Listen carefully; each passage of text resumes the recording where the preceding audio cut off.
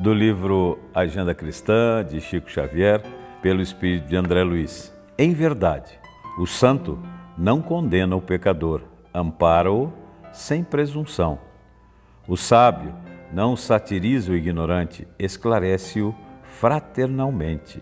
O iluminado não insulta o que anda em trevas, aclara-lhe a senda. O orientador não acusa o aprendiz tateante. A ovelha insegura é a que mais reclama o pastor. O bom não persegue o mal, ajuda-o a melhorar-se. O forte não malsina o fraco, auxiliam a erguer-se. O humilde não foge ao orgulhoso, coopera silenciosamente em favor dele. O sincero a ninguém perturba, harmoniza a todos. O simples não critica o vaidoso, socorre-o sem alarde, sempre que necessário. O cristão não odeia nem fere, segue o Cristo servindo ao mundo. De outro modo, os títulos de virtude são meras capas exteriores que o tempo desfaz.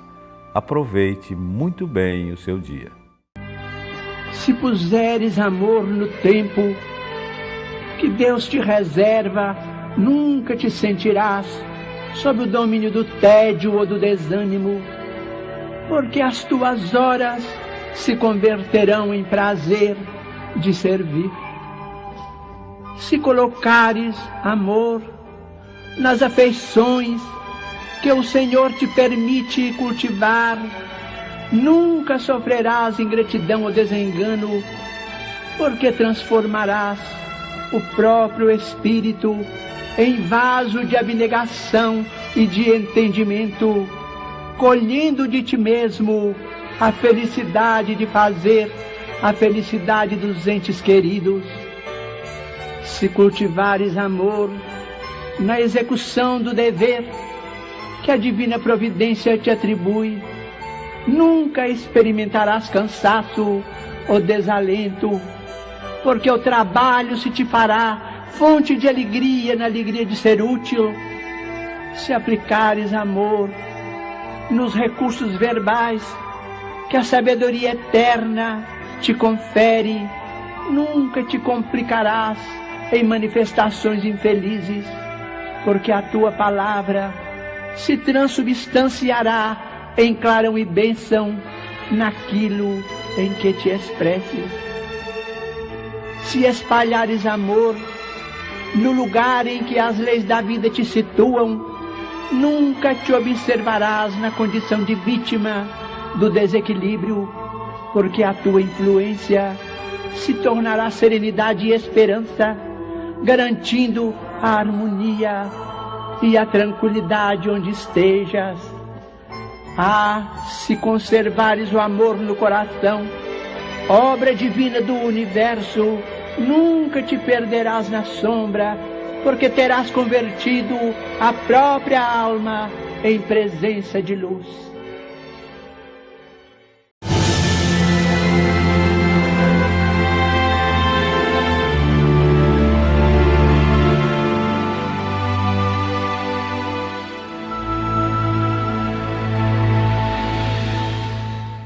Será que nós temos a capacidade de distinguir a realidade do que é ilusório?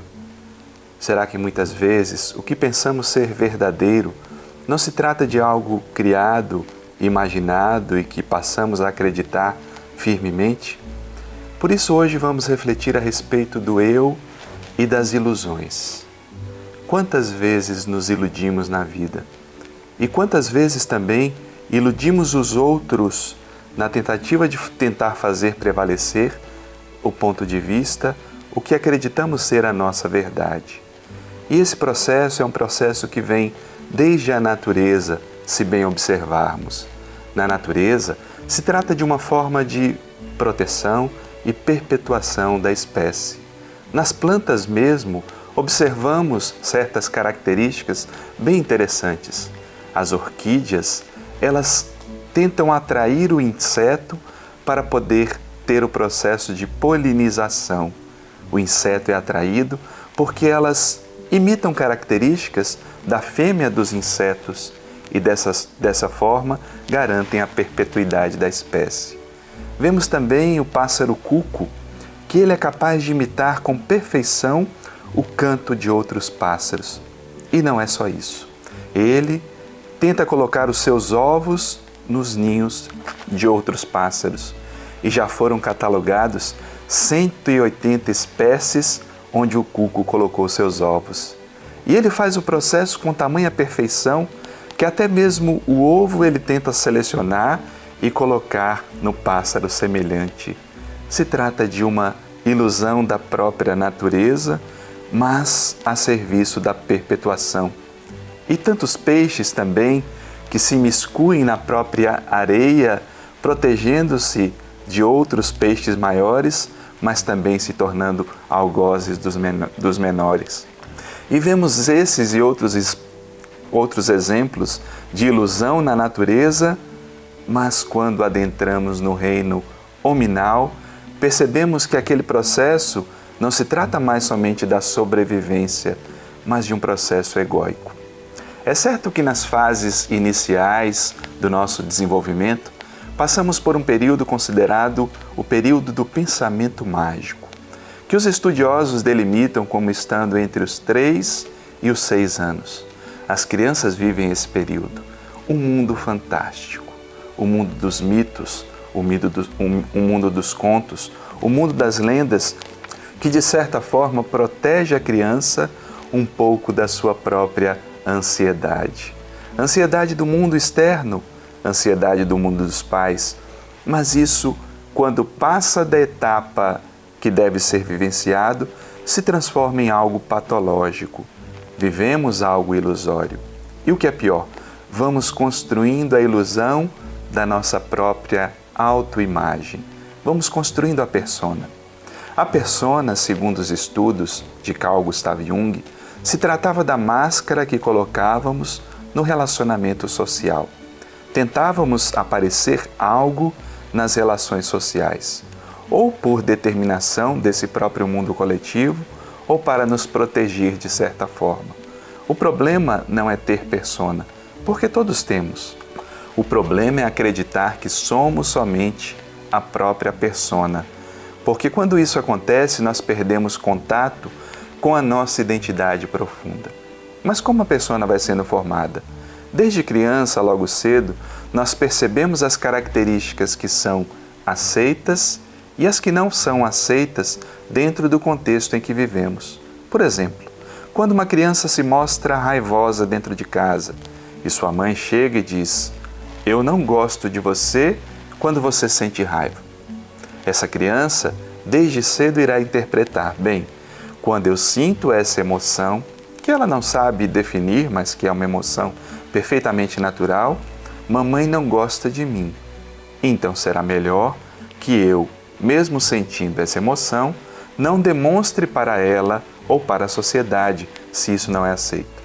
E dessa forma vamos formando a nossa persona, com as características que acreditamos que serão aceitas dentro dos contextos em que vivemos e guardando na sombra, naquela parte escondida da nossa personalidade, as outras características que são naturais da nossa essência. E isso vai sendo formado durante toda a nossa existência.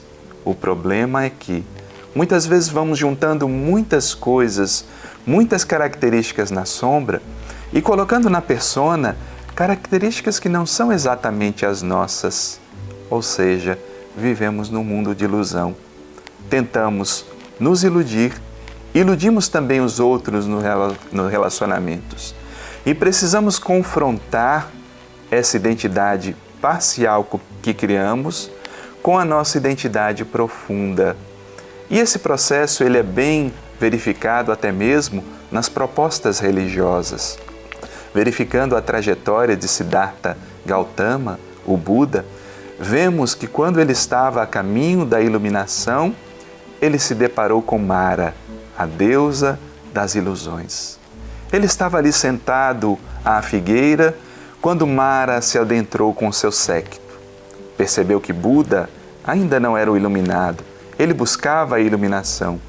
Percebeu que aquele jovem buscava um estado de consciência desperta e tentou, de certa forma, distraí-lo através da ilusão. Trouxe imagens de sensualidade, imagens que tentassem despertar os seus sentidos para a realidade provisória da vida, como se o tentasse. Siddhartha permaneceu inamovível no seu ideal de iluminação e falava mentalmente com Mara: ó Mara, por que traz até mim o teu cortejo de ilusões? Eu já venci a sensualidade. Isso, para mim, são apenas imagens, porque a realidade profunda do meu ser é o que me interessa nesse instante.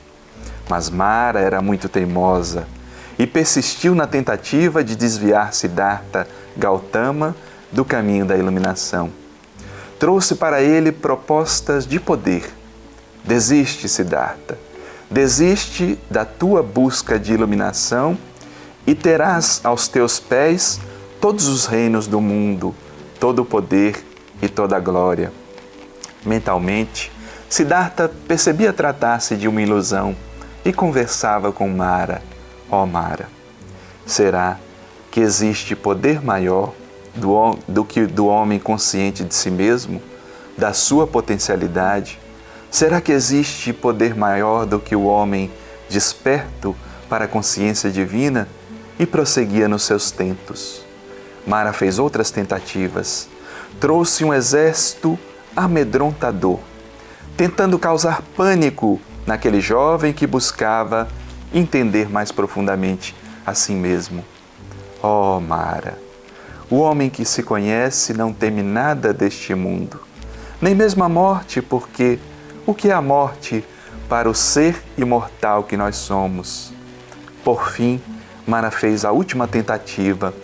Ela trouxe imagens do filho de Siddhartha e de sua esposa que se encontravam no reino distante e disse a ele: Siddhartha, eles têm fome, eles passam por privações, o seu reino passa por necessidades. Volte, Siddhartha, para os vínculos que deixaste lá no reino dos Sakyamunis. E ele, compassivo, olhou para Mara e disse: eu poderei auxiliá-los muito mais quando estiver desperto, quando me encontrar comigo mesmo. E Mara percebeu que Siddhartha seria inatingível, e ele, conseguindo desvencilhar-se das ilusões, encontrou a si mesmo e se transformou em Buda, o iluminado. E se verificarmos logo após, alguns séculos após, o próprio Jesus também passou pelas chamadas tentações. Ele estava há 40 dias no deserto, pensando em si mesmo e em toda a sua trajetória. E certa feita, sentindo fome, dizem as Escrituras, o tentou. Por que não transformas essas pedras em pães, se tu és filho de Deus? E ele responderia: nem só de pão vive o homem.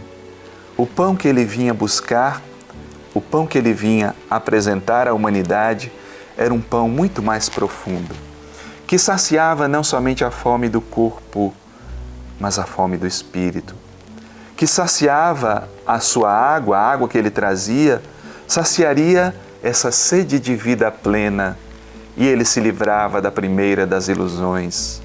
Num segundo ponto, olhando à distância, novamente aquele espírito o tentou, conforme as tradições cristãs, mostrando: todos esses reinos que tu vês à distância podem ser seus, se me adorares.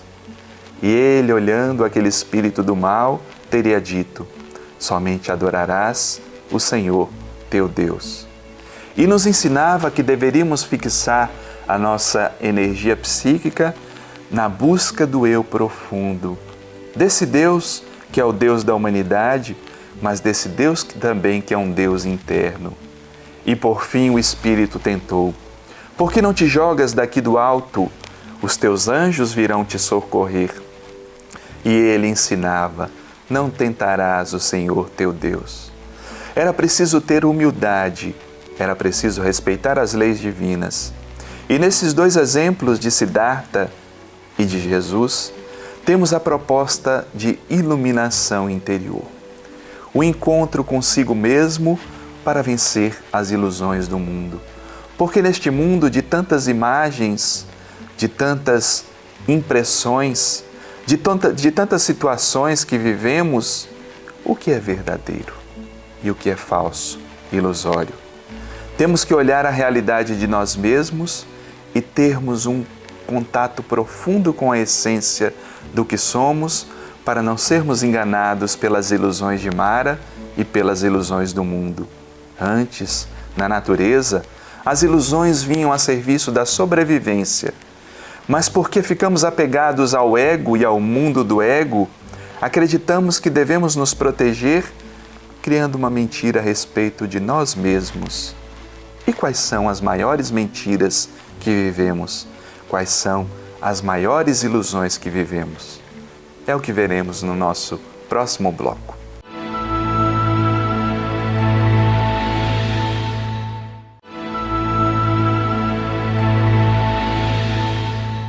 Conversávamos a respeito das nossas ilusões.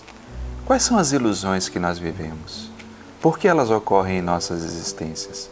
Vimos que a falta de conhecimento de nós mesmos nos leva a viver uma vida ilusória, uma vida em busca de valores que não têm um valor efetivo, porque presos ao ego, e como diz Joana de Ângeles, é larga a predominância do ego no psiquismo. Vamos construindo uma vida de ilusões, vamos nos prendendo a valores que não têm sustentação. E por conta disso, vamos construindo falsas verdades nas nossas existências. Vamos listar algumas dessas falsas verdades para ver qual delas faz sentido para a minha vida. E de que forma eu posso transpô-la, de que forma eu posso desafiar a mim mesmo para superar essa fase de ilusão na qual me encontro. Uma das ilusões do ego, ela diz o seguinte: tenho que ter sucesso. Tenho que ter sucesso. E muitas vezes isso se trata de uma grande ilusão, porque o sucesso é muito relativo. O que é sucesso para você? É ser uma pessoa bem-sucedida? É ser uma pessoa de destaque na sociedade? É ter um bom salário? O que é sucesso para você? Porque o sucesso no mundo muitas vezes exige uma alta gama de energias. E quando nos damos conta, dedicamos energias preciosas da nossa existência para que o ego prevaleça e vamos perdendo o contato com a nossa alma. O maior dos sucessos é a conquista de si mesmo. Por isso, enquanto o ego busca sucesso a qualquer custo, o self busca plenitude. A busca da plenitude é conhecer mais a fundo o nosso mundo emocional, é conhecer mais a fundo a nossa própria realidade. Não é abandonar o mundo, não, continuar fazendo o seu trabalho, o seu estudo, a sua busca de autorrealização, somente que pautada em valores mais profundos, quando finalmente podemos transpor e modificar o nosso olhar de sucesso. Sucesso não será um sucesso para os outros verem, mas o sucesso sobre mim mesmo, como já propunha o próprio Kardec, do sucesso de vencer a si mesmo a cada dia, de se transformar num ser melhor, porque se conhece mais profundamente. Uma outra ilusão, vivida por muitos, diz o seguinte: tenho que ter dinheiro. Tenho que ter cada vez mais dinheiro. Quanto dinheiro é necessário para a minha existência? Não negamos a importância do meio monetário para as sociedades, para as culturas, para a economia, mas ele tem o valor que nós lhe damos. Se a minha psique se volta para a conquista do dinheiro, eu muitas vezes perco contato com valores profundos, porque existem coisas mais valiosas do que simplesmente ter dinheiro. Jesus traz um exemplo profundo disso. Ele não era um homem de posses, um homem de propriedades, mas era um homem próspero. Não lhe faltava nada, porque estava tão sintonizado com os mecanismos da vida que a própria vida o servia quando necessitava. E nós, estamos sintonizados com a vida? Ou nossa vida é cada vez mais uma busca de sucesso e uma busca para ter dinheiro? Nada de mal em ter dinheiro, mas desde que seja muito bem utilizado para as nossas existências. Portanto, enquanto o ego busca uma vida onde tenha cada vez mais dinheiro, o self dirá: eu busco construir valores. Quais são os verdadeiros valores da vida? E nos lembramos logo das virtudes. Tenho construído virtudes no meu caminho, porque se minha vida é uma vida em busca de dinheiro, certamente eu construirei a ilusão ao meu lado, porque são tantas ilusões vendidas. Vemos nos jornais, vemos veiculado pela mídia, casos de pessoas que são enganadas por outros porque querem vender um bilhete premiado da loteria, querem vender algo que traga uma vantagem. E vemos por trás que essa ganância, escondida na sombra, muitas vezes nos leva à ilusão de uma conquista fácil. Perdemos o contato com os nossos valores e nessa busca ansiosa por reter cada vez mais, somos enganados pela própria vida. Somos enganados por Mara, a deusa das ilusões, por conta de estarmos vinculados ao ego nessa sua busca insana de cada vez ter mais. Quando o self dirá: busque a construção de valores que não podem ser levados pelos ladrões, como o próprio Jesus já trazia. Busque os valores que a ferrugem não pode corroer, nem os ladrões podem levar, porque são os valores construídos pelo Espírito. Mas o cortejo das ilusões segue no seu caminho, nos convidando a refletir na seguinte ilusão do ego: tenho que estar sempre alegre e feliz. Quanta ilusão do mundo! De termos que mostrar a todo instante o nosso sorriso aberto e que somos pessoas felizes. É claro que é uma emoção que traz um agrado. É muito bom sentir alegria, é muito bom ser feliz, porque ser feliz é uma conquista mais profunda. Mas a todo instante temos que mostrar essa felicidade, mesmo quando sentimos tristeza, porque isso se trata também de uma ilusão. Mostramos nessa necessidade, nessa ditadura da felicidade, se assim podemos chamar, mostramos uma faceta da nossa identidade que quer alimentar a persona da pessoa feliz.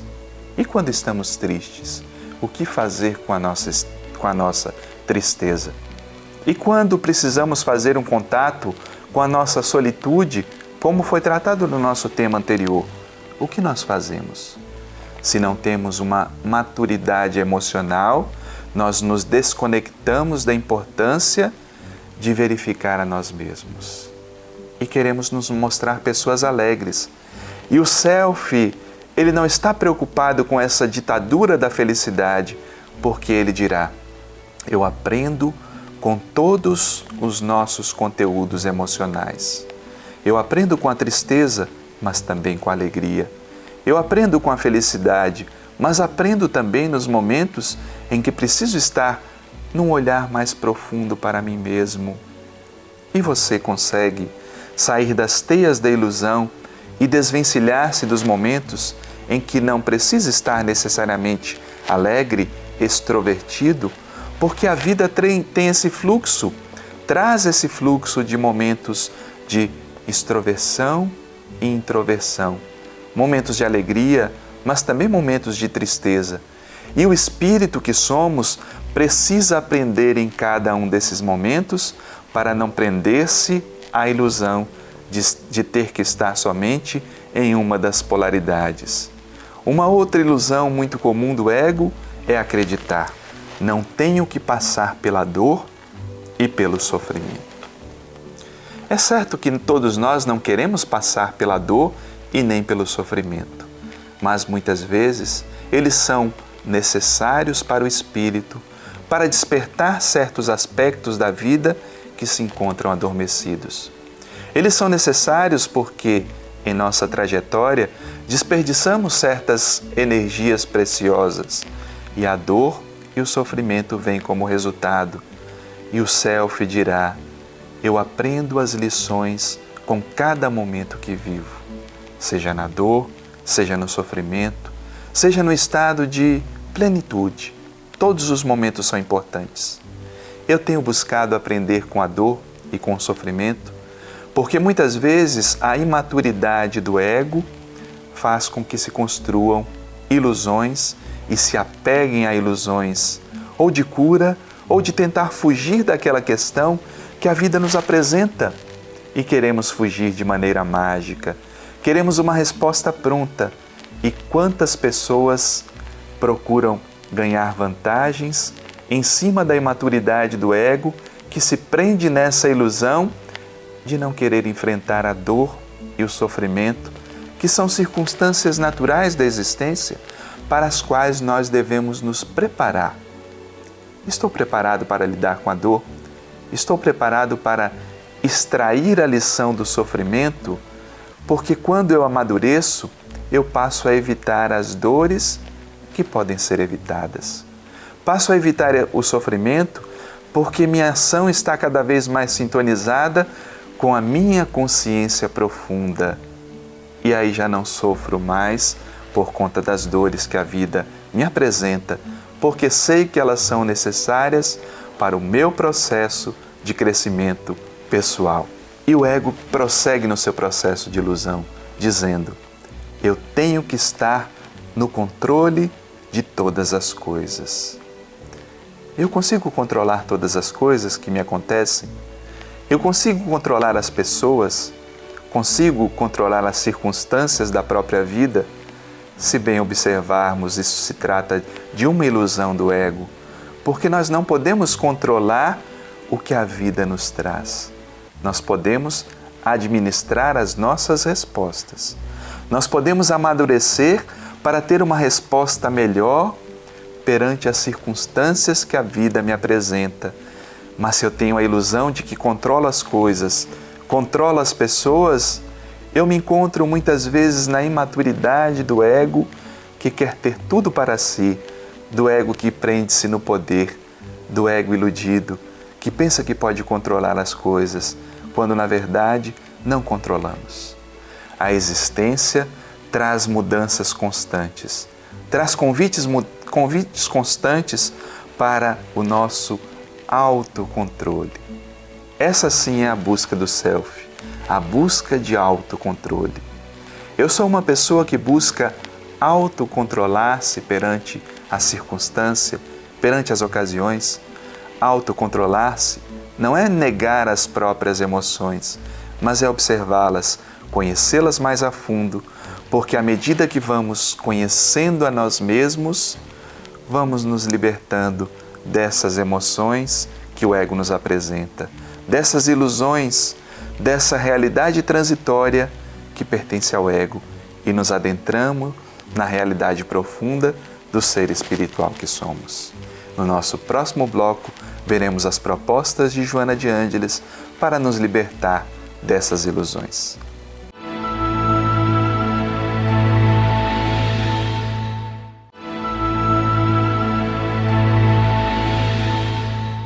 E qual será o caminho para nos libertarmos das ilusões?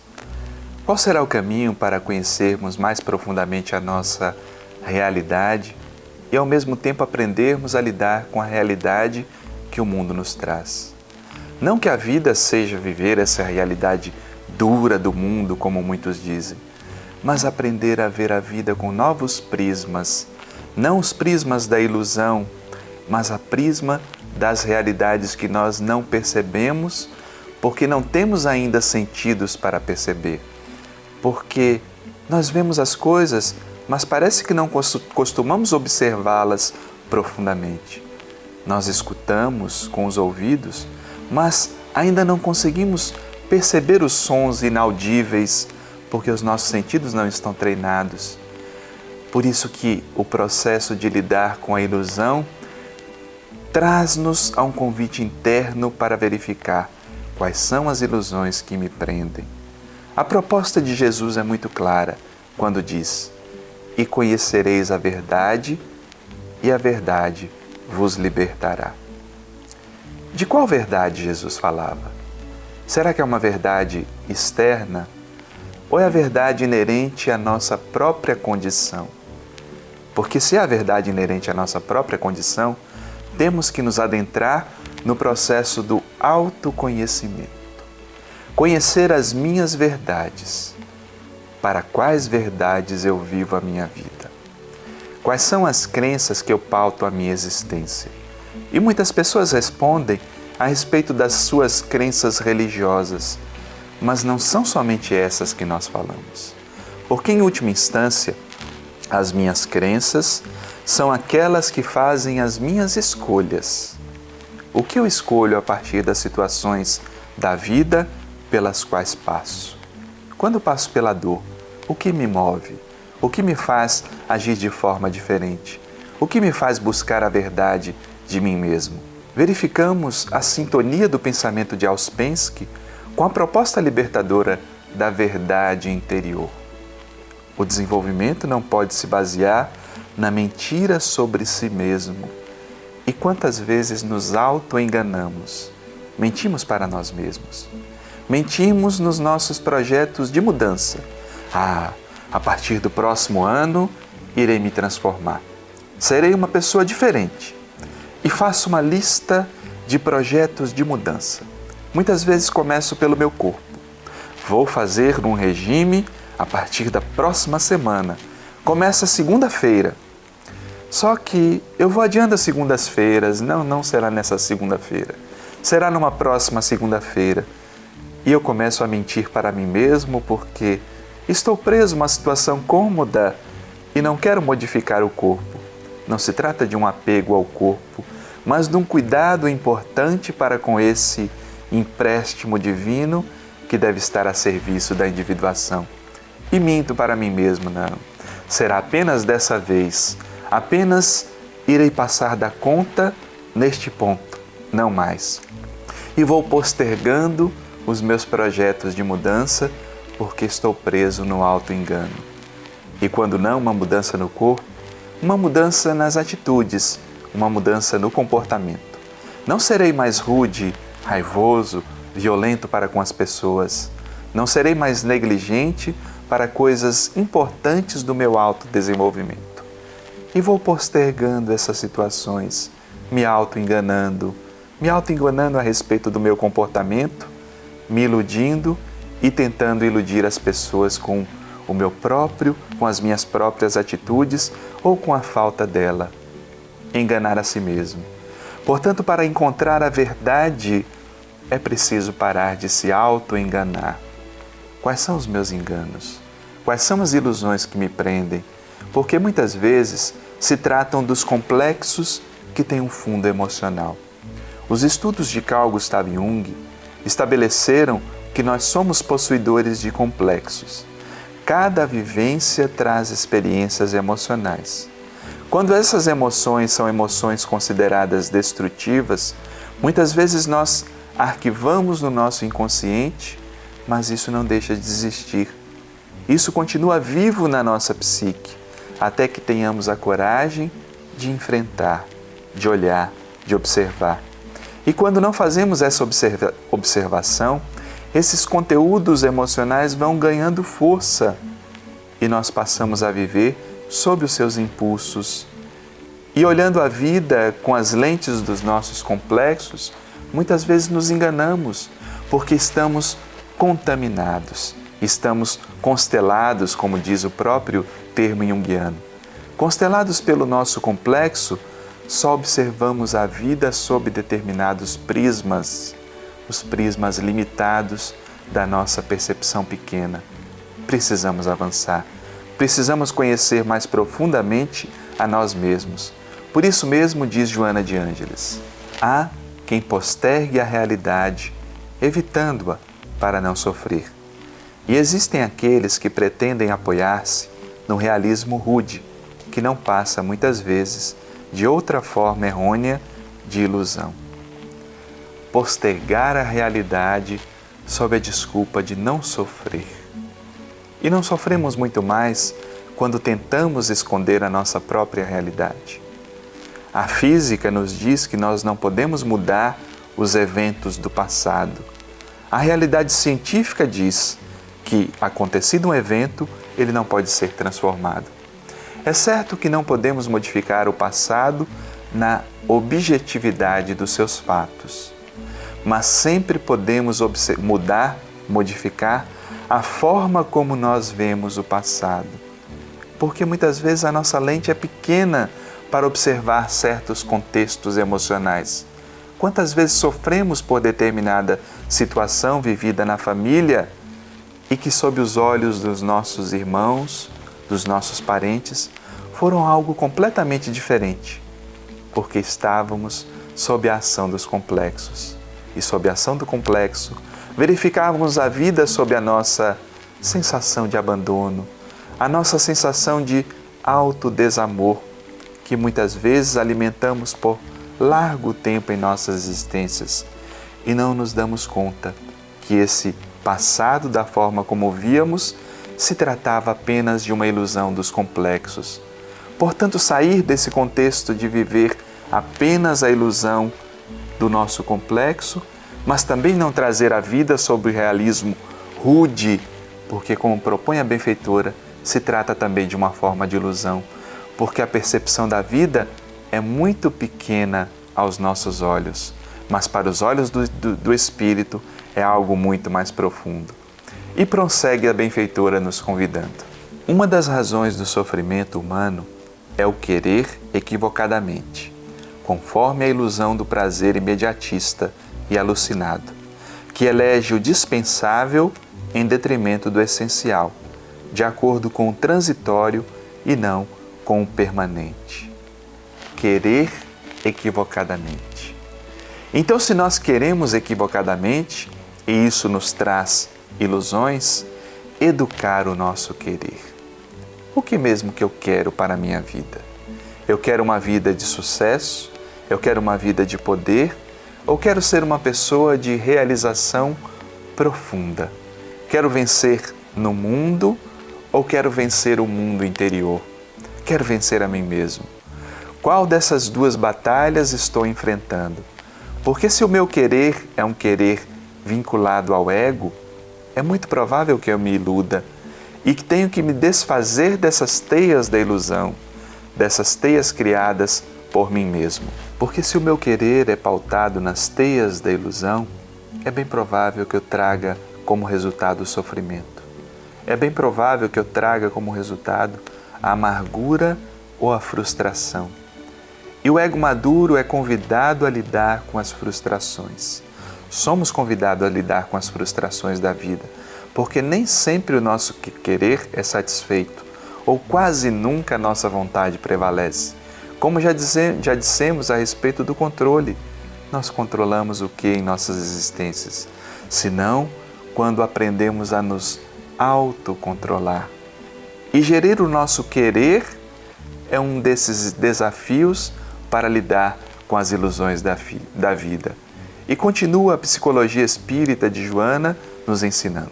Há uma necessidade inconsciente no ego para possuir, para apegar-se, para lutar pela posse, para gerar conflitos e dominar.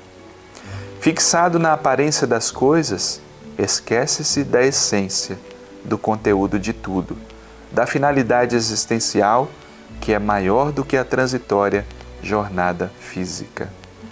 Há uma necessidade inconsciente no ego para possuir-se, apegar-se pela posse. Nós costumamos dizer que o ego sofre de algo terrível. Ele sofre de TPM. Ter, possuir e manter.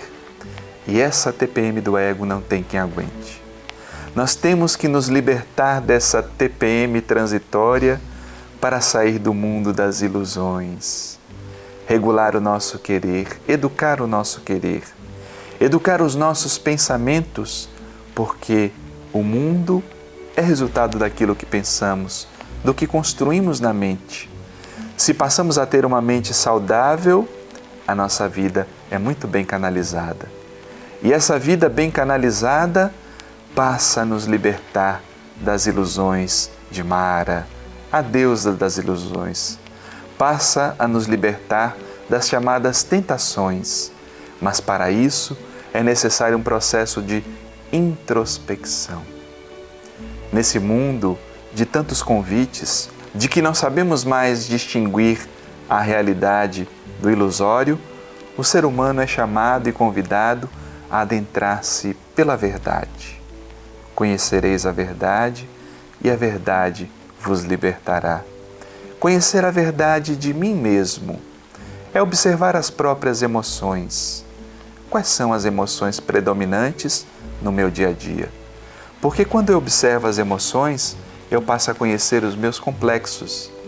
Conhecendo os complexos é uma forma que eu posso me libertar deles. Eles continuam existindo no mundo psíquico, mas quando eu os conheço, não são mais eles que me dominam, mas eu que os conheço e transformo. Portanto, a nossa transformação, à medida que eu conheço a persona e vou me libertando dessas exigências do ego, eu passo a entrar em contato com a identidade profunda daquilo que sou. Siddhartha Gautama, o jovem sentado na árvore, à beira da figueira, conseguiu iluminar-se, transformando-se no Buda. Jesus veio nos trazer o exemplo do homem que conquistou a si mesmo, o processo de individuação. E nós o que temos feito?